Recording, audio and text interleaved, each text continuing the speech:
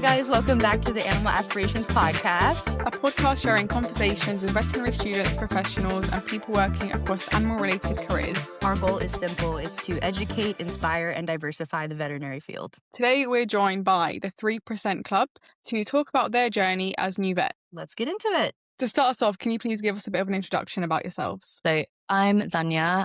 We graduated in 2024. I grew up in Essex and kind of always wanted to be a vet, I guess, or work with animals. And I'm currently working in a small animal hospital on a new grad scheme and really enjoying it, learning a lot. A quick overview about me. Okay. I'm Charlotte. I am also a vet. I also graduated in 2024 from the RBC. I'm originally from Hong Kong and I've only come to the UK to study for uni and then have decided to stay to work. And I'm currently a rotating intern at a referral hospital in the UK. And I'm Jahnavi. I also graduated from the RBC in 2024 and didn't really want to be a vet until I was much older. But now I am, and I've been working in Smalley's practice after I graduated, and I recently left, and now I'm a locum vet. Very cool. So I guess you guys all are kind of doing different things. So what does a typical day look like for you guys at the moment? So I guess for me, our rota is really mixed. So it's constantly changing, which is part of, I do enjoy that as well, because it's different all the time. But we have quite a lot of out of hours work. So we'll do twilight shifts, weekends quite a lot. And I think it's quite good because it's helped me get more confident with emergency work and things like that. But yeah, I think it's kind of a mix between consults, hospital medicine and surgery otherwise for me. For me, I'm on a weekly rota, on a 9-week rolling rota, basically. So every week I'm doing something a little bit different. As a rotating intern, we are mostly shadowing and assisting the specialists, essentially. So we ourselves are all GP vets. We're all qualified vets. But it's just gaining experience and learning from what specialists would do at a referral hospital setting. For me, as a locum, my weeks vary a lot in terms of where I'll be. So I move between practices, which is it can be quite intense because you're always having to work with new teams, new locations, new computer systems, which is difficult sometimes. But the actual vetting is the same kind of wherever you go. It's GP vet work. So yeah, it's kind of changes from one week to the next. And sometimes I'll have shifts booked in a month in advance, but sometimes I won't. So it can be fairly unreliable, but not too bad to get shifts booked in. Sorry, just backtracking a bit. Can you give us a bit of an introduction about your name? How did you come up with the 3% Club?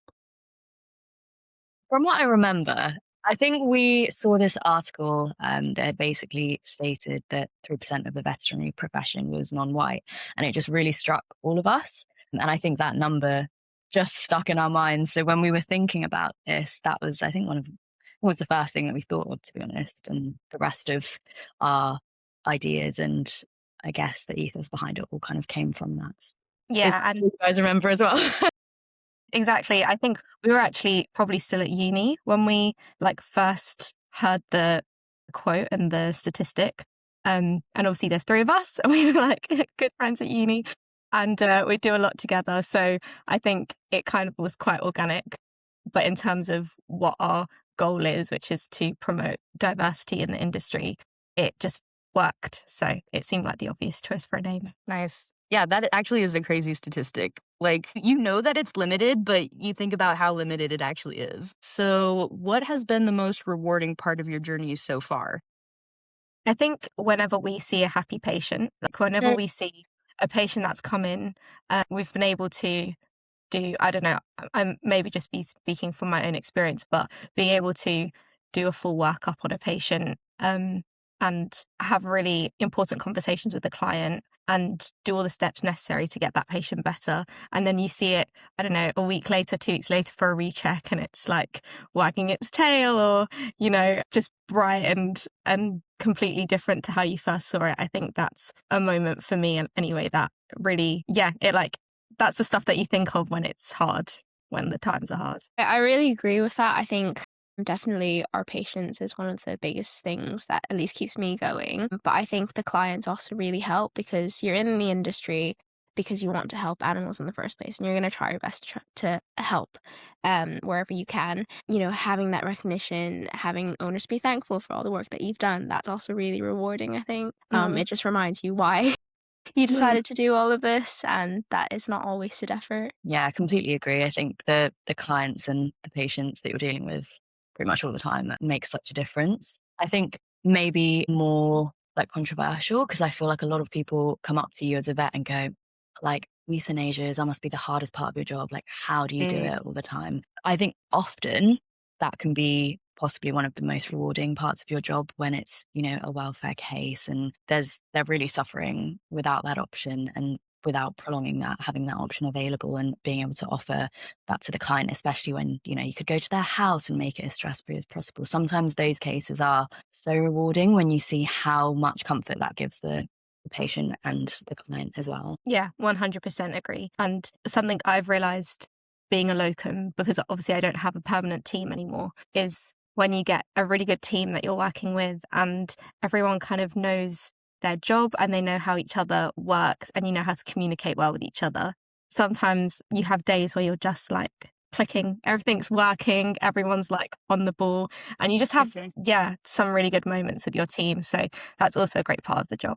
What made you want to transition to locum work after working with small animals for a while, or like in a standard hospital setting? Yeah, I think that there's so many advantages to working as a permanent employee in a practice, especially as a new grad. You need that support. You need a good team around you. You need to be somewhere consistently so that you can focus on learning and getting used to all the kind of basic skills that you need as a GP vet.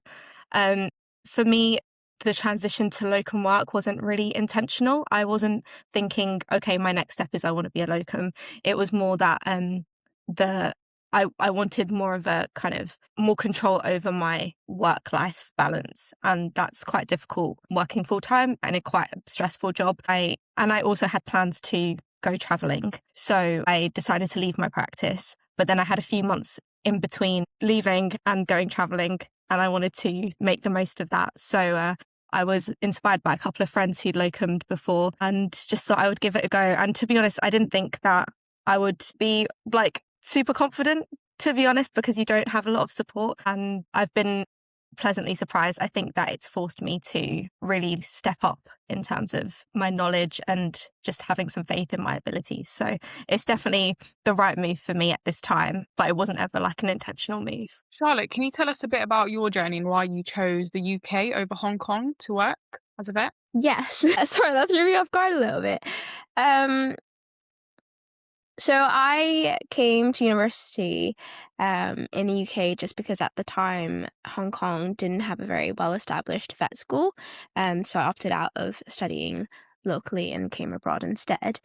I then decided to stay in the UK afterwards because I thought that the veterinary environment in general is a bit more supportive in the UK. People are kind of used to having EMS students and having new grads and having junior vets. And there's a better environment for fostering just people who need a bit more help and a bit more support. So I thought that type of thing was really important to me, especially coming out as a new grad. Whereas back home, it's a bit more difficult because a lot of the vets are people who have been fully qualified for over 5 or 10 years and have just gone to Hong Kong to work or have studied abroad and then gone back home to work and things like that. So I think, in my opinion, I prefer the UK because I think the people are just a bit kinder to each other, especially from a teaching point of view. And the risk of kind of being thrown in the deep end is something that happens a little bit less here. Obviously, it depends from practice to practice and just luck sometimes, but that's kind of why I decided to stay. Gotcha. And we're very glad you did.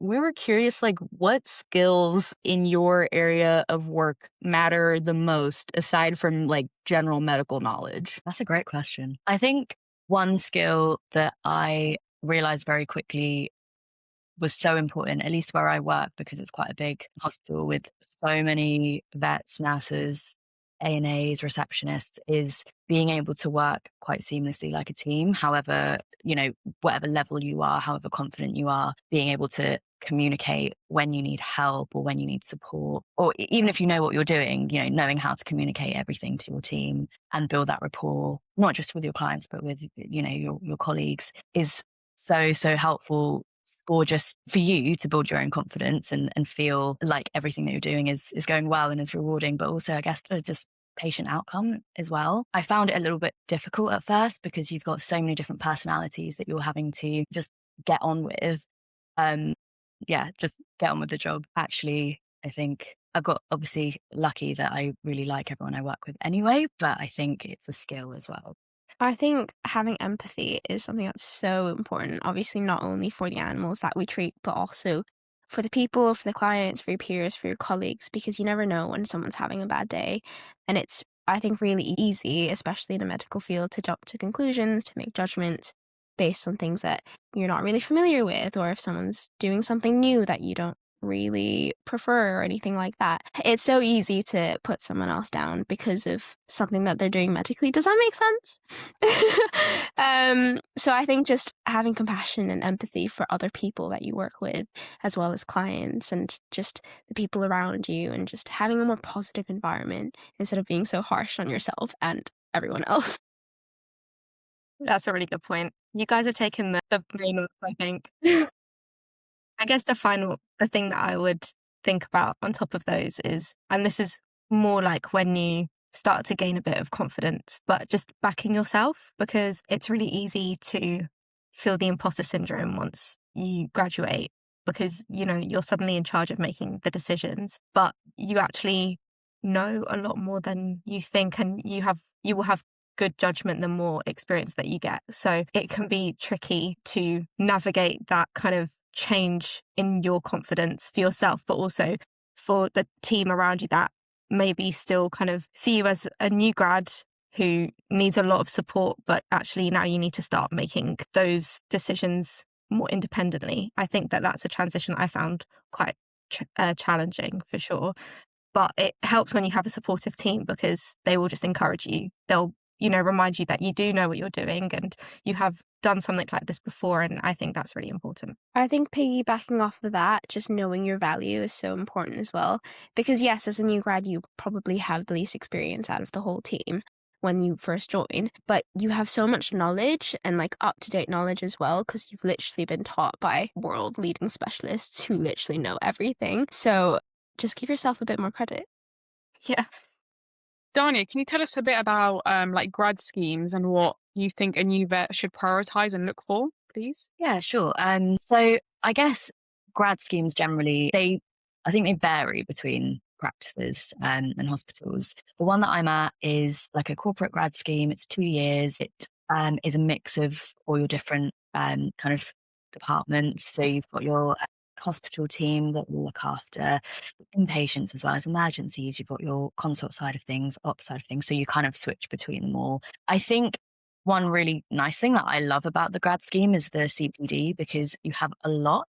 It's all organized by the corporate, and then every time you go for CPD, you end up meeting other new grads who are in exactly the same boat from different practices. And all of these practices run differently as well, right? So you kind of get an idea of what other people are doing, how they're progressing. And I think it really helps with imposter syndrome, honestly. We're all just in our own practices, kind of muddling our way through and hoping we're doing okay. And then you meet up with everyone else and you're like, everyone feels the same. So yeah, so that's a really big benefit, I think, of it. In terms of what to prioritize, for me personally, I just wanted really good support. I was like, I know at some point we're all going to be pretty similar kind of competencies and levels. So at this, I just know that I need like a good support behind me. Equally, like personally, I wanted to do a lot of emergency stuff early on in my career, just because it was an interest of mine. So that's why I specifically was looking for places that did out of hours work. But honestly, whatever your interest is, whether you want to do GP medicine out of hours, if you don't want to do weekends or you do want to do weekends, there's different practices that will cater to those that you can kind of look into. And when you're applying, I remember that different corporates, you can kind of apply to them as a whole and have a quick chat with them, and they will like often help you with applying to specific practices and give you like a list and the locations that you like that fit what you want. So I found that a really helpful part of the process, because it wasn't like I was, desperately going around trying to sell myself to all the practices. Actually, they made me feel valued, and they were like, what do you want? What are you looking for? And we'll try and find a fit. So I guess that's kind of the corporate side of the new grad scheme, something I can speak to a bit more from my experience. But yeah, in terms of what you're prioritizing, I definitely recommend prioritizing support, however confident you are, because just heard horror stories from places where they've just been left completely alone. And there's 100% something to be said for just cracking on and gaining confidence that way. In terms of patient safety and everything like that, I think support is so important. Yeah, it's very different. Sorry, I was just going to say, it's very different being a student at the QMH and being part of your team and knowing a lot about your case, but you're not making the decisions at the end of the day for that patient. And then day one of your working career, and you do have to make those judgment calls. So having a supportive team is like invaluable. I think it's so important. Yeah. So how have your career goals changed since graduating? I feel like I have less of an idea of what I want to do since graduating. I think when I graduated, I was like, these are my interests. I really like ECC. I really like neurology. I want to do small animal, let's go. And now I'm like, do I do a certificate? Do I do an internship? I think I've just realized how many routes there are. I've met so many more people through actually working, and everyone has done such different routes and are just amazing vets that I'm now like, oh, okay, I could do anything. It's a little bit too much choice, I think, for me. So I am going to just like travel for a little bit and then start thinking about whether I'm going to go back into just, small animal GP, maybe do a certificate or potentially do an internship or something like that. Well, I don't really have much more to say. I completely agree. I think I left vet school being like, yeah, I'll just do smallies for 2 years. And I didn't really think anything beyond. And now we're coming up to 2 years and I'm like, what do I do? But yeah, my plan is also just to go traveling and not think about it for a little while. But I do have kind of, too many things I'm interested in. And I think it is overwhelming to see how everyone gets to kind of their end goal, and also exciting because that there's so many ways you can do it. So I'm trying to focus on the exciting part of that and not the overwhelming part. I mean, I think that just highlights how great it is that we have like the vet passport. You can literally do so much with it, but also take a break and go back to it. Yeah. But for me, I think my goal was just like figure out what I like. So I went into general practice in my first job doing mixed Smallies and equine, realized that equine's not really for me. And now I've gone on to a rotating internship and I'm 5 months in and I still don't know what I'm doing. Like I don't know what I like. I just, just do a bit of everything. Still trying to figure it out. So I have absolutely no idea. I just want a job next, to be honest with you. Job security would be nice. But I think ultimately just be a good vet, which is, so different. You can't really define that. It's so individual. But yeah, I guess that's my ultimate goal. Probably not the answers you wanted to. We're all... No, that's valid. It's No, valid it's good because I to feel like know. everyone- Yeah. I feel like everyone tells us that like they changed their mind so many times throughout. It's cool to see, I guess, that like we don't have to have it all ready to go. Yeah, honestly, I think it's a bit of a luxury of the profession that we have so many options, and yeah, you can kind of switch whenever, within reason, you can kind of switch between fields if you need to or if you so want to. So I wanted to ask you guys, like, what helped you the most from your transition from being a student to being a vet? Did anything like in particular help? Do you mean like a resource? Yeah, any resources or like, anything that helped you from being like a student to like that vet transition? I think one thing that helped was just like constantly keeping in touch with peers who are in the same kind of level who are also new grads. I'm pretty sure we have like a year group chat from our year at uni that like everyone that went into small animal, for example, will just, when they have a panic and they're on their own, will just like pop a message in there and then everyone is there to be like, we've seen this, we can help, or I also need to know this, like it And really they still do it. helps. Like, They we're a do. year and a half out now, and that chat is still active, which is why.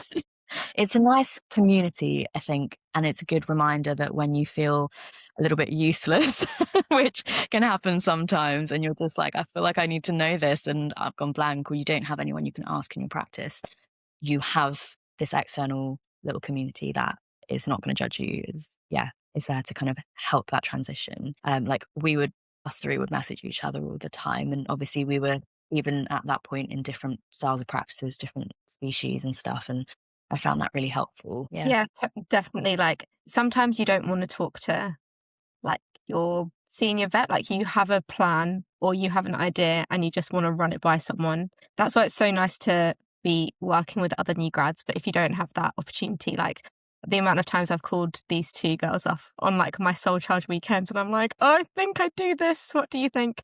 So yeah, it's nice. It's nice to have that, definitely. I think in terms of like physical resources or uni notes are honestly, I'm very thankful that I took like pretty solid notes because I still refer back to them. Like every time I have to do a platelet count, I'm like, I don't remember how to do that. I need to look at my notes. I refer to Charlotte's notes when I'm that's so good.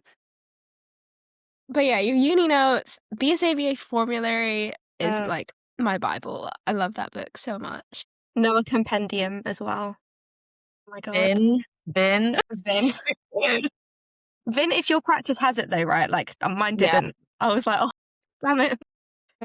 But yeah, I was just curious if like COVID impacted you guys at all during that transition, or was that kind of like not So I remember COVID being that was I think like going into our third year. It was sort of started at the end of at Okay. least Jahnavi, it was the end of our second year of vet med, and both of us happened to be intercalating in different unis and different subjects for our third year.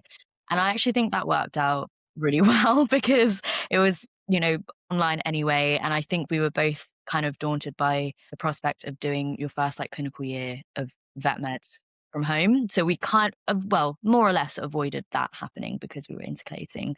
So then by the time we rejoined third year of vet med, all the clinical stuff, it was only the first few months, I think, that were still online. And then everything started coming back in person after that. So I guess most of that was resolved by the time we ended up in our final year and rotations and everything like that. So it didn't impact us too much. But I think Charlotte, I don't know if it was the same for you or. so I was halfway through my first year, and then the whole of second year was online, I believe. So again, still a lot of the theory, and especially the RVC, first 2 years are more theory based anyways. So when I got back into third year, I think it was like the same as you guys, like half online, half in person for the first semester, and then back to normal for the rest of it.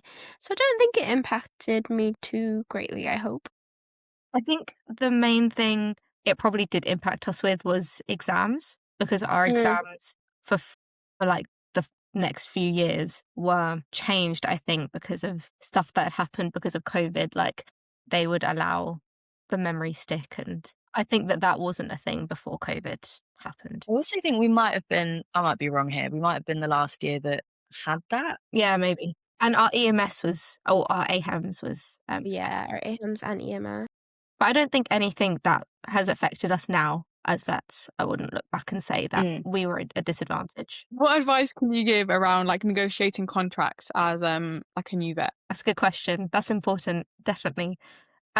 Personally, I knew the practice that I wanted to work at because I was a student and doing a lot of EMS there, and it was an independent practice. So I just did my research in terms of what other new grad salaries were, and basically asked for that. And yeah, I think that it helped having an idea of what corporates, for example, are paying their new grads, because they normally pay quite well and they provide a lot of support. So I basically just copied like a corporate template in terms of what a new grad should receive in terms of support, CPD allowance and salary and everything. And then I just said, this is kind of what I'm expecting. And it was definitely a conversation with my boss rather than just demands. But you shouldn't be afraid to have those conversations, because I think that most employers will be very reasonable about chatting through that with you, because they want like a good vet and they want to support new grads. So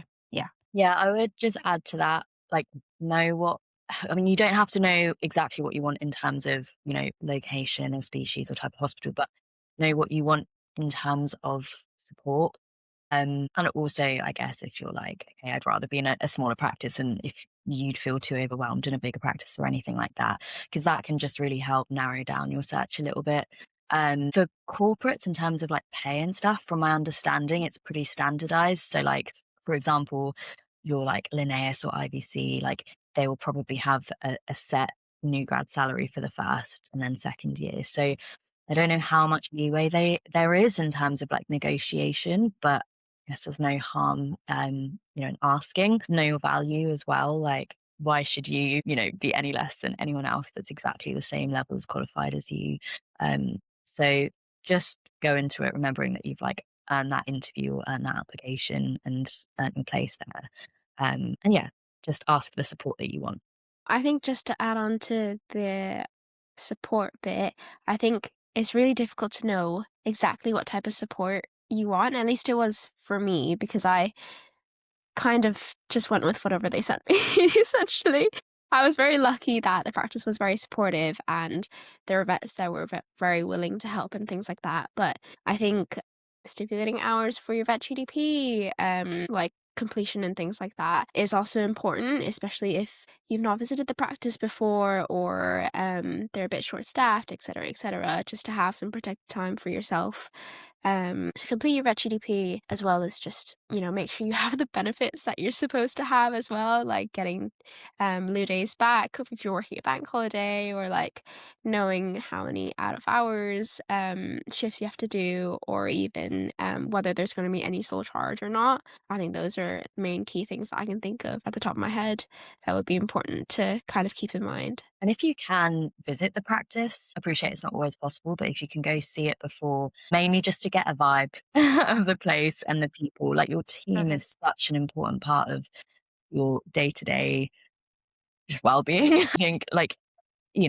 like most practices are absolutely fine in that respect, but I just know that a lot of people that are unhappy and end up moving, a lot of it is the team. So it's always a good idea just to go and visit. That way they kind of get to know you, you know them, and what to expect as well. If you can, then like try and save an EMS week or two, maybe, for like a couple of practices that you could be interested in working at, because I think spending a day is better than nothing, but you know, everyone will be on their best behavior. Not that they will be doing anything, weird, but it's much more, you get so much more information if you're there for a week and you can really chat to people. And I think that can really help make you choose between like two practices you might be, confused between.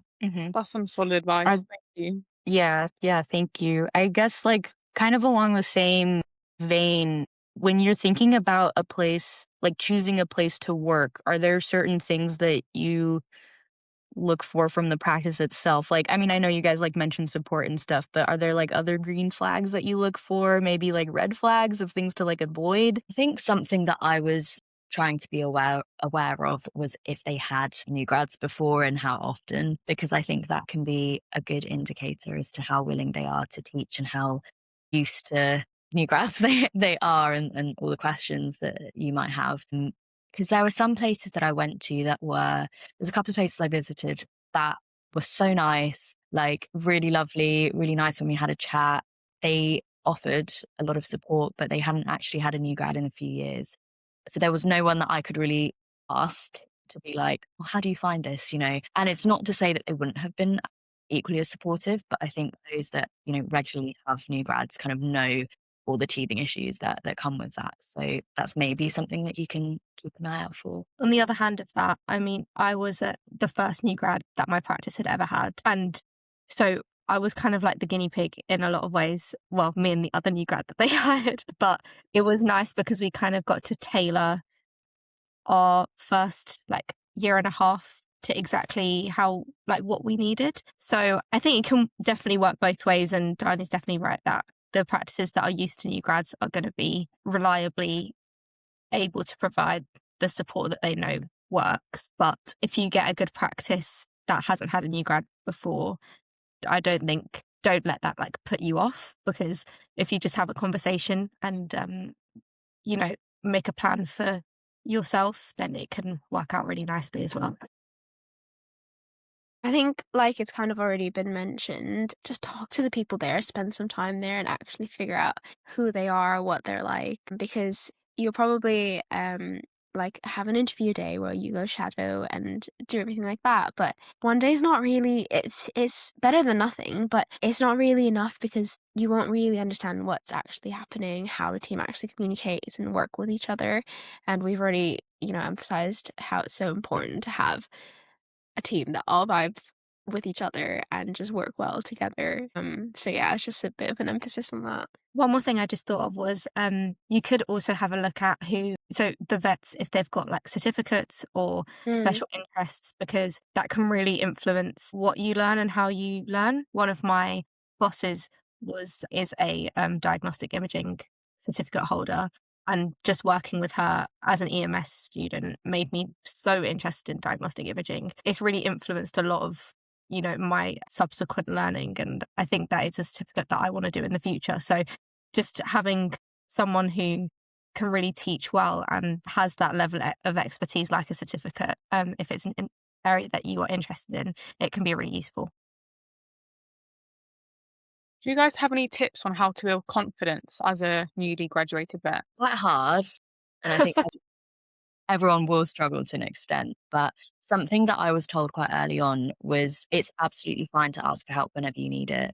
But if you can try and think of the answer or come up with a plan before you approach that person. I guess part of that is, you don't know how busy the other people in your practice are, and they're not always going to be there to talk you through a really long case. However, it also will help you because you're actually having to put thought into it. And if you go up to them and you go, okay, I've got this really tricky case, I was thinking, this is probably what we could do.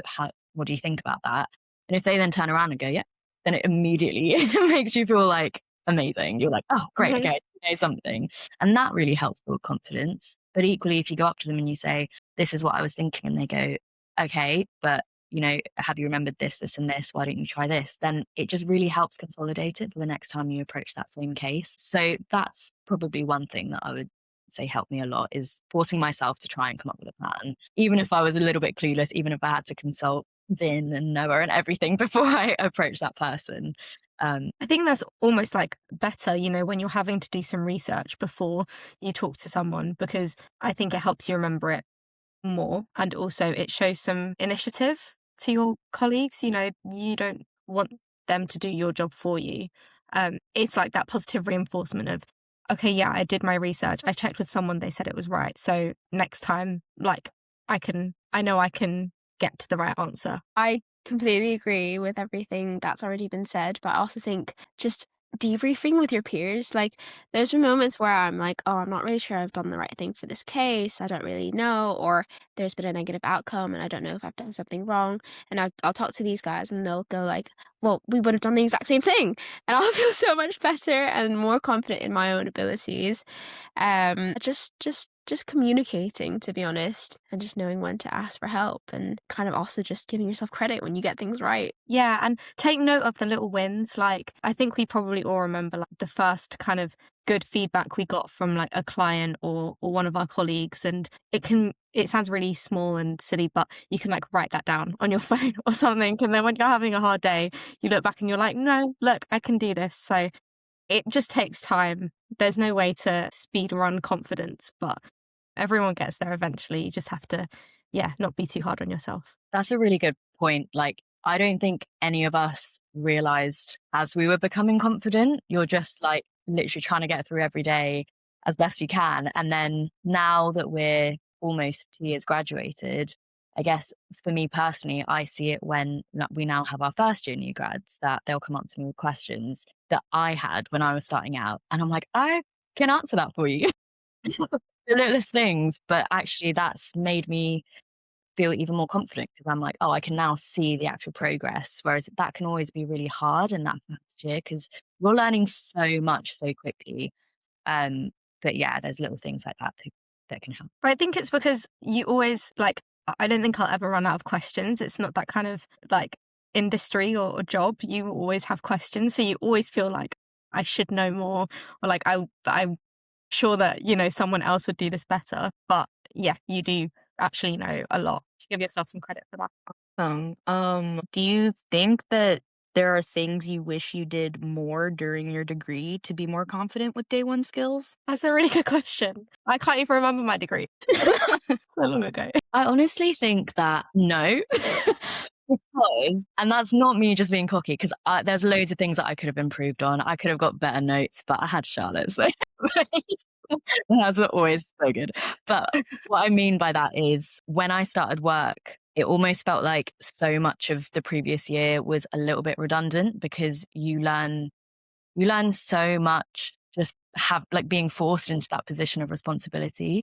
Whereas before that, I think you can revise as much as you want, but for me anyway, until I'm actually there having to do it myself and having that little bit of pressure on me, I guess, and expectation, that's when I immediately was absorbing all of this information and retaining it, because you just then are constantly practicing it every day, whether it's communication or actual practical skills or knowledge. All of that, I feel like I just ended up picking up so quickly when I was actually in the job. But I guess everyone's experience would be a little bit different to that. No, I completely agree. I remember it must have been one of my first weeks, I was prescribing antibiotics, and I was like, how long? I don't feel like I ever learned how long this urine infection needed antibiotics for.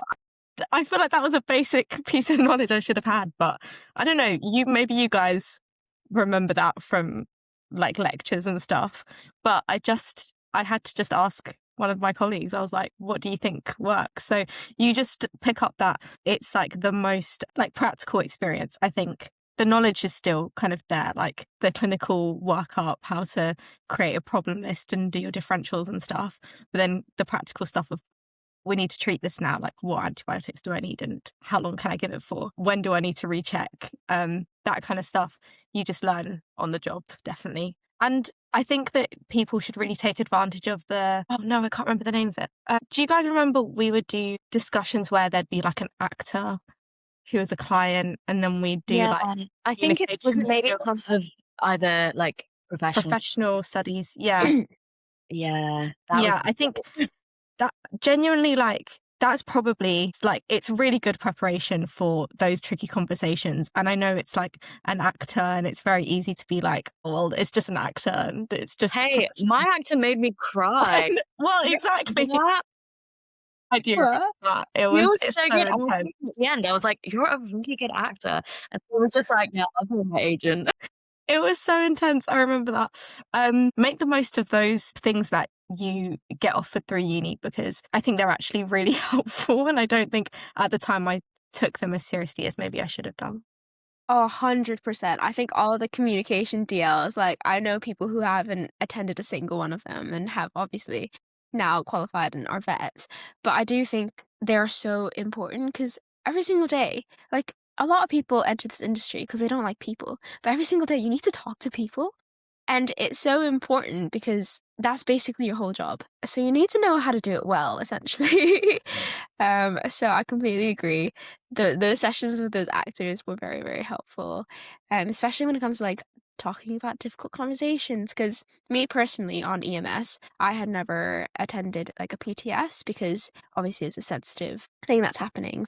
The vet usually wouldn't really want students in there with the clients, so you never really know what actually goes into that conversation, what you kind of should expect, what you should do. I remember my first PTS and one of the senior vets giving me a rundown, being if they say this, just say this, if they say that, just say that. And I was like, oh, I've never seen this before. It ended up being fine, but it's just remembering that obviously, yes, you need to know what causes vomiting and diarrhea, whatever. But you also need to know how to communicate with people. It's just so important. But also, uni's so fun that yeah, that last year, fun.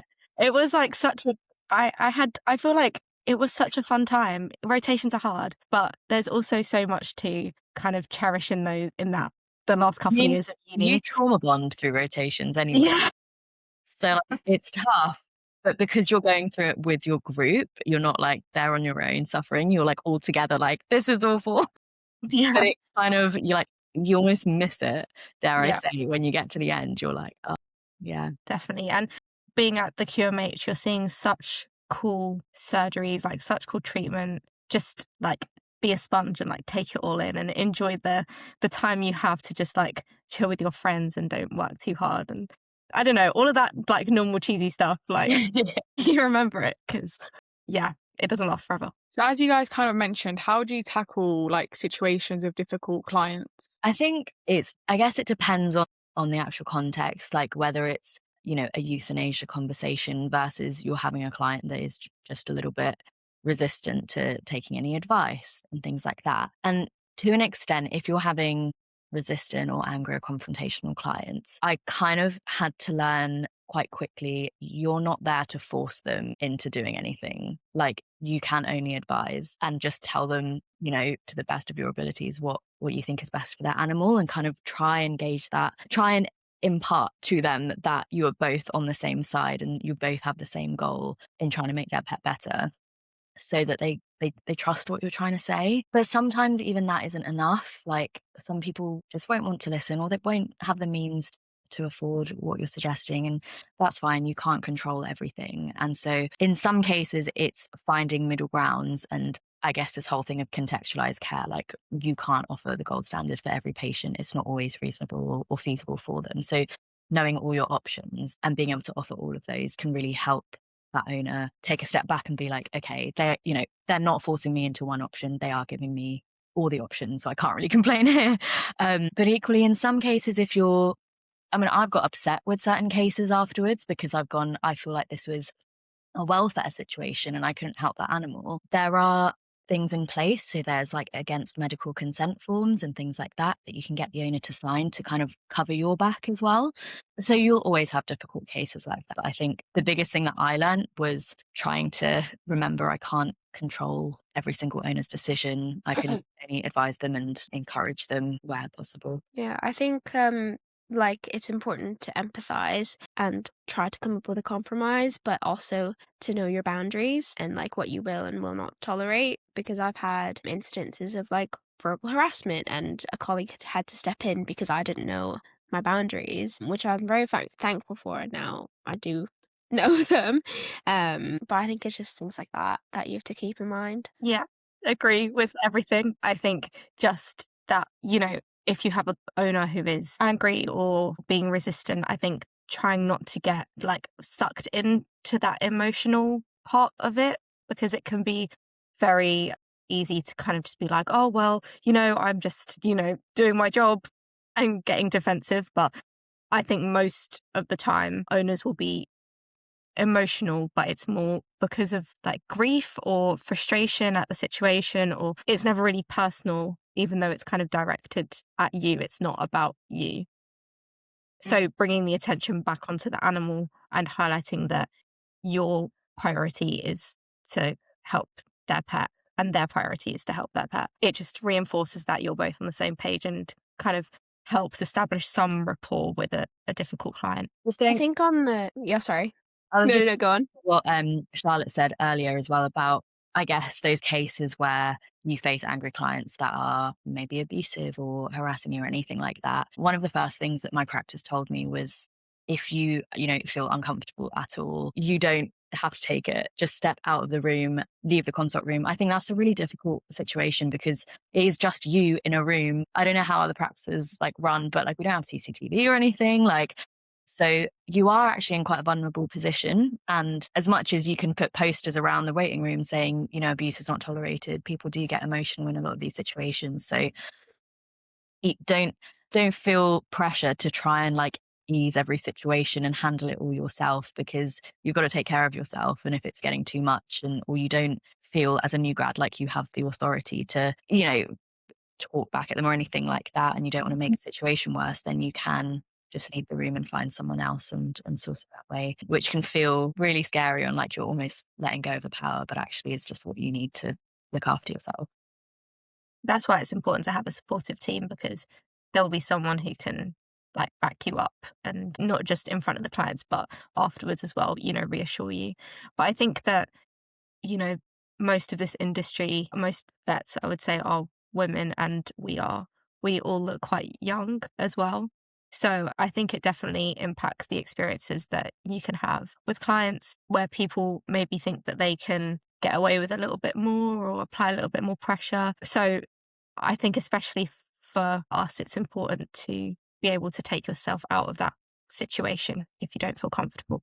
Thank you. That's really good advice. We were going to transition a bit to talk about your social media. And I guess like you kind of explained already how it came about, but I guess what are your goals with the page, and why do you think that the vet industry as a whole is so much less diverse? I guess to answer the first part of that question, I just remember growing up, like I didn't know any vets of color, and it wasn't a conscious thing. I wasn't aware of it when I was doing placement and applying. It's just something I kind of discovered when I got to vet school, and we were, some of us were part of animal aspirations as well when we got to RVC. That's, I think, what really brought it home. I was kind of like, oh, yeah, I didn't actually meet anyone that was non-white, throughout my whole application process and things like that. So then actually having the opportunity through animal aspirations of going to school visits and things like that, I then saw how much of an impact we could make. And just by, even if it's like year 1, year 2 versus like a secondary school, them just seeing someone in that profession that looks a bit more like them. I just remember wishing that I had that when I was growing up, because I feel like it wouldn't have made the goal of working with animals or being a vet feel as far away. So I think that was one of the goals for our Instagram account as well, is to just kind of build on that. And, for aspiring vets, for people in vet school, and I guess even qualified vets, just to kind of be like, hey, you're seen and we're all going through the same thing. And if you want to share your experience, then here's a kind of a platform or a soundboard that you can use. Hopefully that's kind of coming across so far. Yeah, I think that there's that quote, you can't be what you can't see. You could still be a vet, but I think having that support, or just knowing, okay, this person has done it, it's like so impactful, I think. But there are lots of barriers to the diversity in the industry, I think. Just starting from a really young age, kind of culturally, it may be something that we saw a lot with animal aspirations was, working in areas of London that were lower income. So those kids, didn't have access to maybe the resources, or even the idea or encouragement that they should consider these kinds of careers. And yeah, I guess that's kind of what we want to do, is just show our faces and show that it's possible, and create a community. I think that's the perfect way of saying it, Danya. I think to kind of answer the latter of the question, I think the veterinary industry is just made up of people. People don't really like change. And if it's gone a certain way for so long, then I think a lot of people are less welcome to the idea of change, of having new people in. Or I don't really know how to phrase this without being political.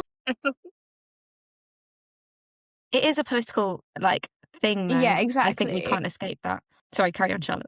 I don't really know where I was going with that, to be honest with you. I think you're right in that, wherever you work, you're going to have a slightly different demographic of people that are your clients. That's literally going to vary from town to town. The political status of your area is absolutely going to reflect that, which is the unfortunate reality, or sometimes fortunate. I think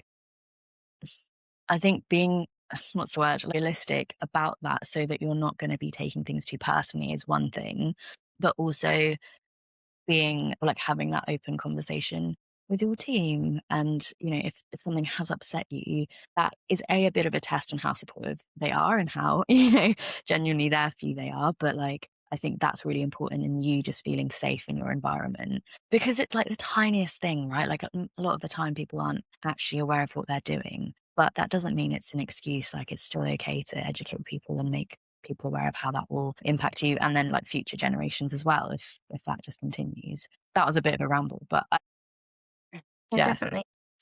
what I found anyway. I think it starts so early as well. Like the requirements to get into vet school are so tricky to fulfill, not just academically, but, things like work experience. If you don't live near a practice and you don't have transport to get to, for example, a farm placement, and you need some kind of experience in that to do your interviews or to apply for vet school, then that's immediately a barrier. So I think a lot of it does come down to the kind of resources available to you when you're younger, and the chance that you're given, at schools and things like that. So it's like a grassroots thing that I think needs to change, as well as, when we're actually vets, we're having the important conversations to make the industry more diverse. It's both places.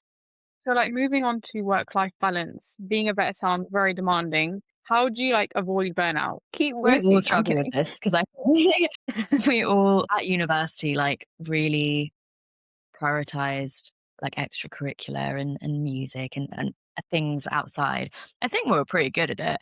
But when you're at work, when you're actually, in the professional world, I do think it can be really difficult because of the level of responsibility and the caseload and everything that you have every day and how emotional that work can be. So for me, part of the challenge, especially in my first year, was I would feel burnout the quickest when I was having a really hard week because I would be bringing work home. I would be constantly thinking about that one case that did I do everything right, or that really sad case that had been in all week and unfortunately didn't have a good outcome. All of that would just be playing on my mind. And so I quickly learned that I had to kind of come up with ways to not let it go, but like leave it at work and not take it with me.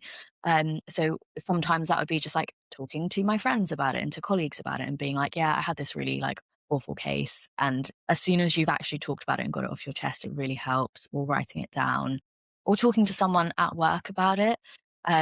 Because they've all been through it, right? Like they understand. And if you just need like a moment to rant or cry to them for a moment, then that's what you need. And ultimately that's just going to help you when you get home to actually focus on everything else that you need to do and let go of it a little bit. So I think, yeah, for me, it was leaving work at work was way harder than I thought it would be. For me, so last year I actually lived in accommodation above my practice. So I was literally quite like living at work. So I think it got very difficult to differentiate between work and personal life, especially when you literally roll out of bed and be at work, which is great for some days. But some days there's just no separation. So I like force myself to have a little morning routine to actually, debrief, live with myself, not be in scrubs for once, before then actually going to work, which I think was really helpful because it just gave my mind just some time to just breathe and just take a second and enjoy the morning, light a candle, whatever it needed to be. Before then I could just go on and live my busy day and then have to come back again. But yeah. Yeah, I think both those things are really important, and just building a life outside of work, like having the things that you can go to, plans with your friends, I don't know, sports, going to the gym, anything small, having something to look forward to, so that you didn't feel like your entire life was just work.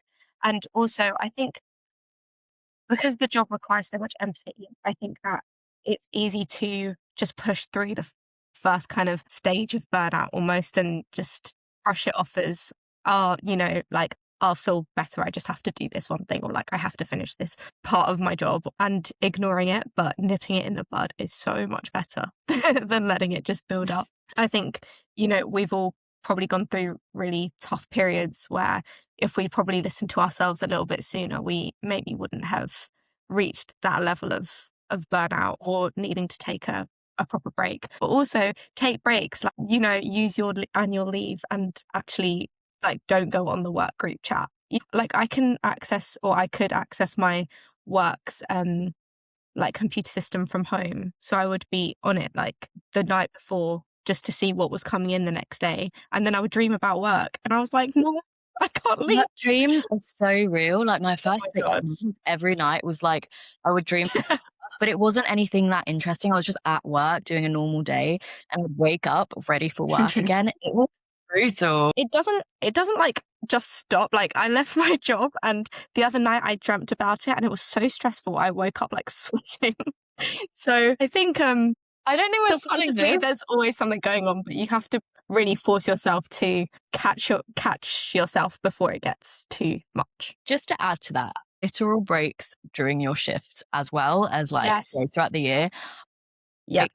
It sounds so obvious, but I really had to tell myself during 1 week of like twilight shifts. It was so busy. And obviously, as a new grad, you're trying to prove yourself. You're trying to, make a really good impression. You're also just trying to do a good job. But I had to literally tell myself by the end of the week, like, you need to remember to pee. You need to like make sure you go and get some water and get a snack. Like things can wait.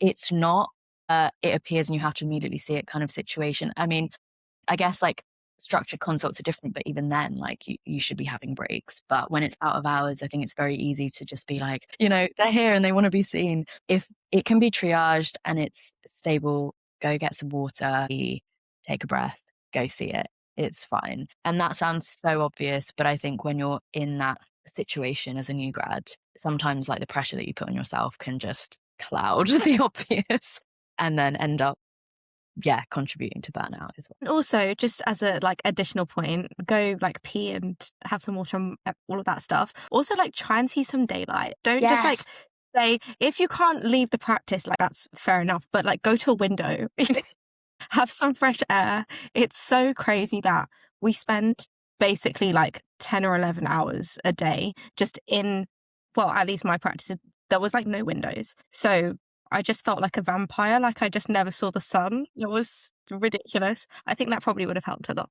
I think especially important in the winter when like you go to work, it's dark, and you finish work and it's dark. It's miserable, and it just made it so much worse. Yeah. Guys, thank you so much. I think that was really great to hear your experiences and advice. I think we're just going to finish off with some rapid fire questions. So what is one thing every vet student should stop stressing about right now?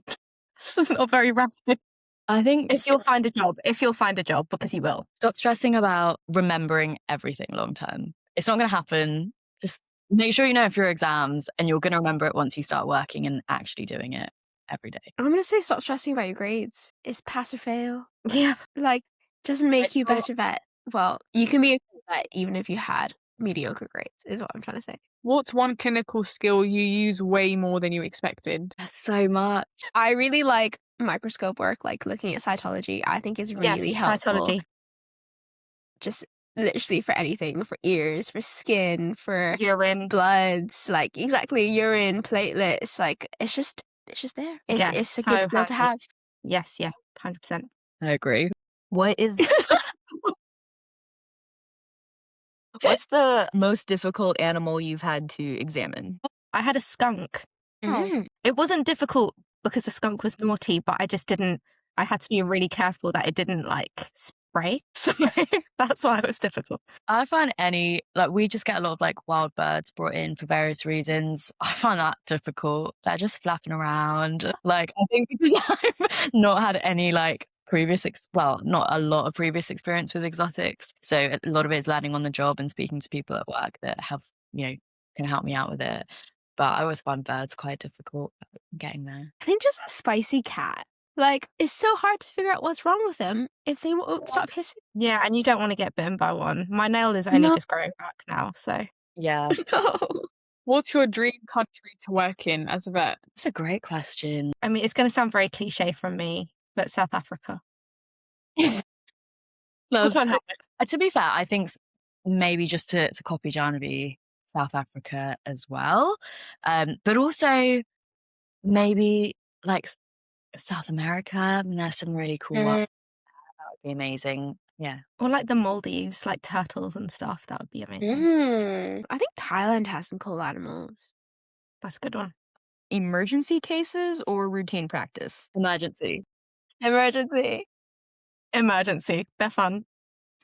I like the idea that, I mean, you just have to stabilize. I'm much more interested in like quick, let's go. Yeah. Rather than, I'm a bit more ECC minded than maybe medicine minded, where you have to have a bit more patience to like work through each step. Whereas I like the idea of just being like, right, let's sort this for now and then deal with it later. Also, I think that the effect is so immediate that it's like so satisfying. Like this dyspneic cat or something that you like stabilize, and then you're like I've made a difference in 10 minutes compared to something you have to go through a lot. But both are good. What's the best piece of advice you've ever received? Ever? I think for me, it was just that life is about balance. You know, work isn't everything. Make sure that you build up the other parts of your life as well. Just keep everything in balance. I think for me, it was people at work basically just sharing mistakes that they had made throughout like their years of practice, and being like, you will make mistakes. That's okay. But, you know, we're here to ask questions and discuss and help you remember that you're human. Like, as long as you're trying your best, and you know, we're trying to check whenever you can, and that's all. I think mine is a bit cliche. It sounds a lot better in Chinese, I swear. But there's like a Chinese idiom that my dad used to always tell me, just go with the flow because everything will turn out okay. And I can just hope that that is true. Well, thank you guys so much for coming on the podcast. We really appreciate it. Yeah, this was fantastic. Thank you. Thank you for Thank you having so much us. for having us. Yeah, this was so fun. Thank you for listening to the podcast. To learn more about Animal Aspirations and the work we do, visit our website, animalaspirations.com. And don't forget to follow the podcast so you don't miss out on future episodes. Educate, inspire, diversify. Guys, I actually can't. Should we try that again? I'm literally delusional.